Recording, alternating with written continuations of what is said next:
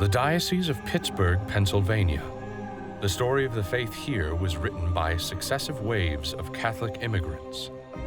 It came of age in the years after Vatican II, through the guidance of Bishop Wright, a future cardinal, and is still being written today under the leadership of its current apostle, Bishop David Allen Zubik. The one image that I always had once I accepted the call to become a priest was that everything that I would ever do, I need to be able to do as a pastor. This is the story of the bishops of America, the shepherds of the past and the shepherds of today, who through their callings and ministry carry the church into the future. It's also the story of their parish, their church, the Cathedral.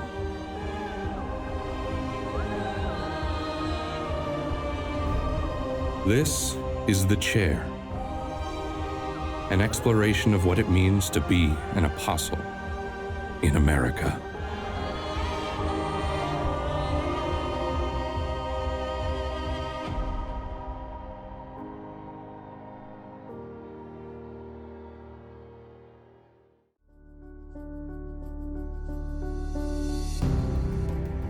Pittsburgh. The Steel City stands at the confluence of three rivers in the southwest corner of Pennsylvania. It's also the sea city of the Diocese of Pittsburgh, a community of faith with nearly 630,000 Catholics. Pittsburgh is known as the Steel City because there were more than 300 steel-related industries in the city. It sits in a unique spot in western Pennsylvania at the confluence of three rivers, the Allegheny, Monongahela, and the Ohio rivers. It's also renowned for the over 450 bridges that expand across and around the city. One of the wonderful things about Pittsburgh is it's a very cosmopolitan city, yet it has a very lovely, charming, small town feel to it. I think a lot of this has to do with the many different ethnic populations. So we have this big city feel to it, but yet you feel like you might be in a small town somewhere in the Midwest.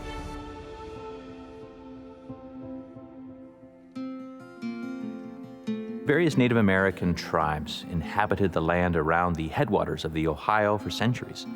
Dutch and English explorers were the first Europeans to inhabit the area, a region that's known for its plentiful natural resources and very profitable opportunities for trade.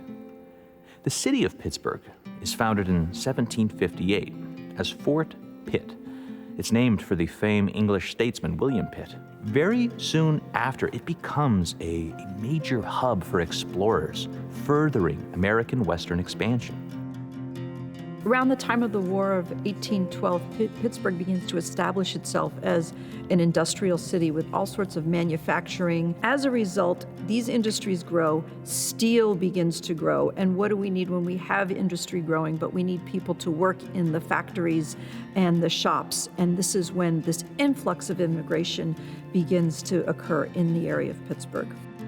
The Diocese of Pittsburgh was established in 1843 and it originally covered the entire western half of the state of Pennsylvania. The first bishop, Michael O'Connor, was in Rome when he received word that he would become the Bishop of Pittsburgh, and he was consecrated there. Initially, when the Pope names him Bishop of the new Diocese of Pittsburgh, he does not want to accept the position because in his heart of hearts, he really wanted to be a Jesuit.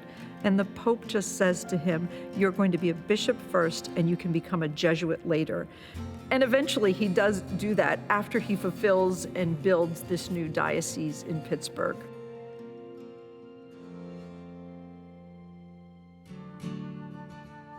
On his way back to Pittsburgh, Bishop O'Connor stopped by Ireland in order to recruit priests to work in his new diocese. He also reached out to Benedictines and invited the Benedictine community to establish a presence in western Pennsylvania. And the Benedictines established St. Vincent's Abbey in Latrobe to minister to the German-speaking population.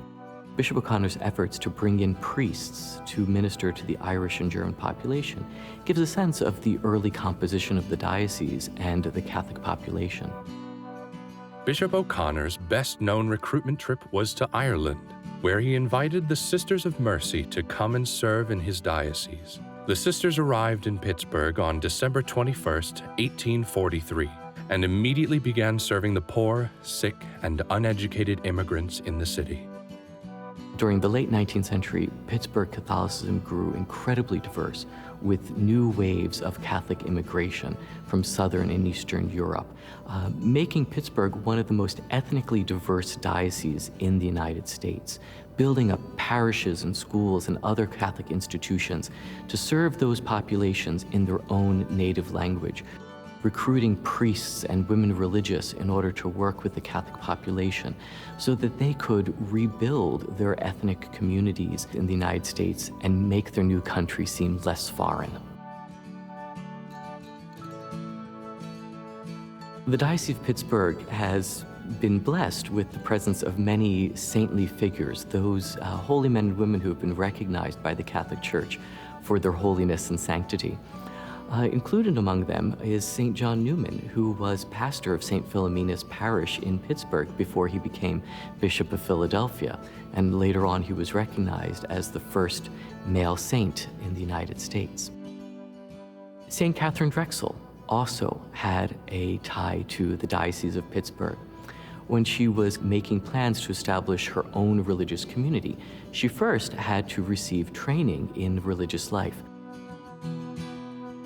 St. Catherine Drexel came to Pittsburgh in order to live with the Sisters of Mercy as part of her novitiate training. And it was after her time here that she established her own religious order, the Sisters of the Blessed Sacrament, dedicated to work among Native Americans and African Americans.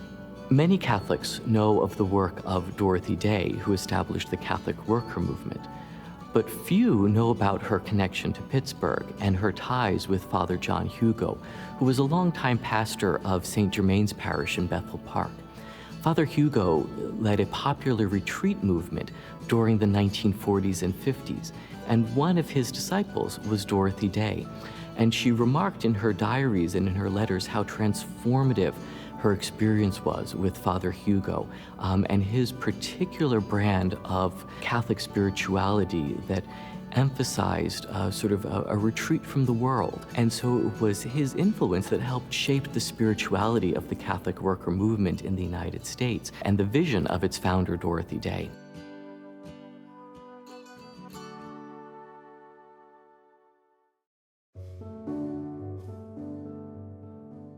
While Pittsburgh is often regarded as the quintessential industrial city, it also has a remarkable history in the 20th century as it makes the transition towards suburbanization and the post-industrial economy. Bishop John Wright is the key figure in the church who leads Pittsburgh's Catholics through the transformation that took place in the post-World War II era. John Joseph Wright was named the 8th Bishop of Pittsburgh in January of 1959.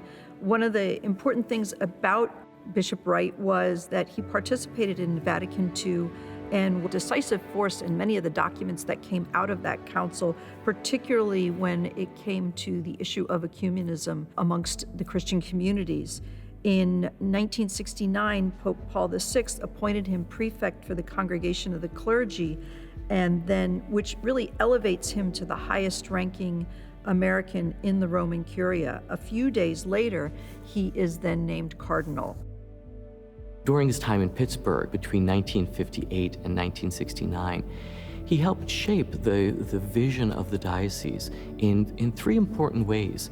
He took up the cause of civil rights, often encouraging the diocesan newspaper to increase its coverage of the needs of the Black community, both in Pittsburgh and in the nation. Bishop Wright also encouraged liturgical renewal before the reforms of the Second Vatican Council. He wanted to increase lay participation in the Mass and also increase things like congregational singing. And finally, Bishop Wright saw the great potential that was there within the Catholic laity. And so he encouraged lay participation in the life of the parishes and the diocese, recognizing that he saw the great potential that lay with the Catholic laity, which was becoming increasingly educated and optimistic about the future of the church and the nation during the post-war period.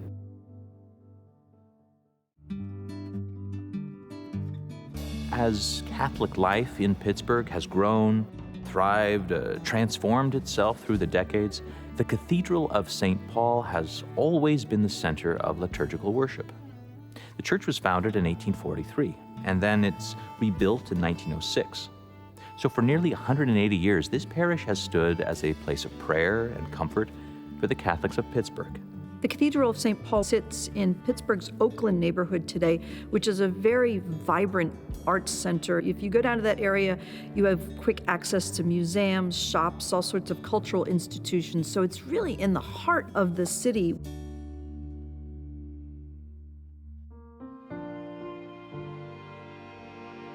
Pope Benedict XVI mentions that cathedrals are not merely medieval monuments, but they're houses of life where we meet one another and we meet God. They're places where we can feel at home.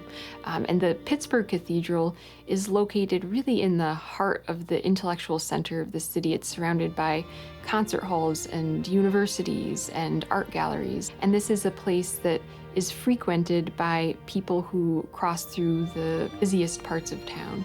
St. Paul's is a spiritual center and an essential piece of the fabric of the city. The Cathedral of St. Paul rises 247 feet in the air, and a statue of St. Paul is mounted on the central pediment.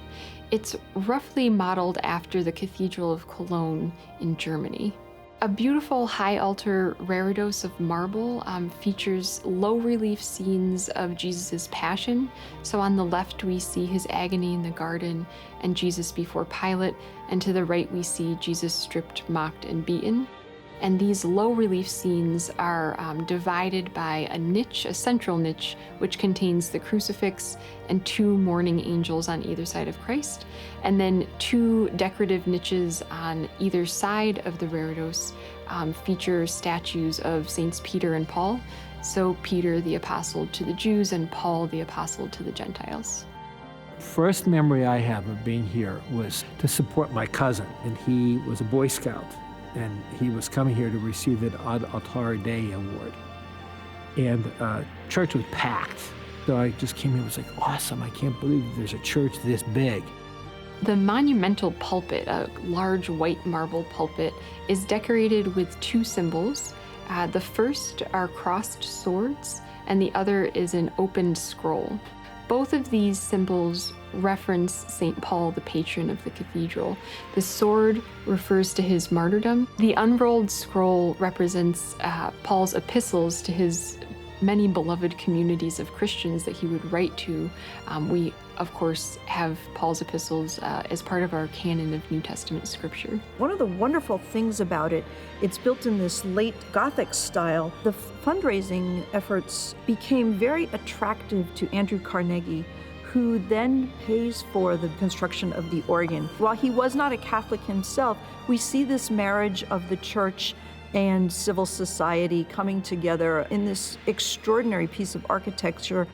I think his contributions for the organ as an American industrialist really speak to his respect for the contributions of American Catholics in this country. The cathedra chair in St. Paul's represents Bishop Zubik's authority as the Apostle of Pittsburgh. The day that I was ordained a bishop, to be here, the experience of being here, the day that I was entrusted with shepherding the Church of Pittsburgh, those are outstanding events. To sit in it for the first time, I felt the awesome responsibility of what that chair really means. And obviously everybody knows that the word cathedral comes from the cathedra, from the one who has been entrusted by God to lead a faith community. Bishop Zubik is the 12th bishop of the Diocese of Pittsburgh. He was born on September 4th, 1949 in Sewickley, Pennsylvania, attended Catholic schools before entering St. Paul's Seminary in Pittsburgh. I'm a native of the Diocese of Pittsburgh. I grew up in a town 18 miles northwest of the city of Pittsburgh. When I was growing up in the 1950s, there were 7 steel mills in the town and 7 Catholic churches. 17,500 people lived in the town at that particular moment in history. And today, there's only 1 Catholic church in the town, no steel mills, and less than 4,000 people. So it gives you a picture of some of the river town communities in Pennsylvania. Well, it's important to know my vocation story, that I very clearly knew in my heart that I was meant to be an attorney. I had a girlfriend in high school. I could picture what our kids would look like. And then my best friend in high school asked me if I would go on a retreat. I had no idea what a retreat was. And I asked him, he explained it to me, and I said, no way, I don't want any parts of any of that. And then he got me where any friend can get another friend, when he said, well, you know what, if you're not going to do it for yourself, would you do it for me? Because I don't want to go myself. And that was the life changer. That once I went on that retreat, God started to give me the message to say, so you think you're going to be an attorney, huh? So I have some other plans. And while he and I had a boxing match, if you will, over the course of the next 5 years, my mom and dad were always supportive of what the direction I would take in my life. And they weren't at all upset when I announced that I wanted to come into the seminary. The rest of my family were not supportive. My dad's mom was very upset because she said, you know, if you become a priest, that's going to be the end of the Zubik name. And I can remember, it was clearly, she was washing dishes and I was drying. I said, but Graham, what a way to go. You know, so she wasn't in favor of it. But I was very grateful for St. Paul Seminary here in Pittsburgh, where I studied. And I was ordained in May of 1975 to Sacred Heart in Shadyside. Sacred Heart was a wonderful assignment, a city parish, so a lot of the personality of that parish was similar to the St. Paul Cathedral parish, and so it was an exciting opportunity to be with a faith community that really was long established. After years of ministry in the Diocese of Pittsburgh, Bishop Zubik was named an auxiliary bishop of Pittsburgh in 1997. 6 years later, in 2003, Pope John Paul II named him the Bishop of the Diocese of Green Bay. In 2007, Pope Benedict XVI appointed Bishop Zubik the next bishop of Pittsburgh. That's not something I ever aspired to, nor was it something I would have ever expected. I can still remember when I got the news, Feast of Our Lady, February 11th, 10 to 10 in the morning. You know, I always had a meeting with Bishop Worrell every day at 10 o'clock. And he said, well, he said, got great news today. He said, our Holy Father has appointed a new auxiliary bishop. I said, great, who is it? And he said, it's you. You know, and I really did. I started to cry. And, you know, I said to him, I said, you think I can do this? You know, he said, but of course.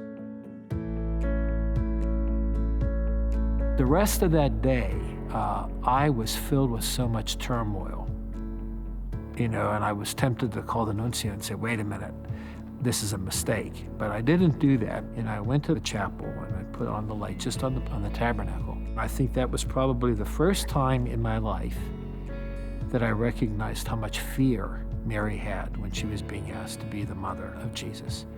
That really was the moment that I started to calm down, to embrace what I was being asked to do, even though I couldn't figure it out.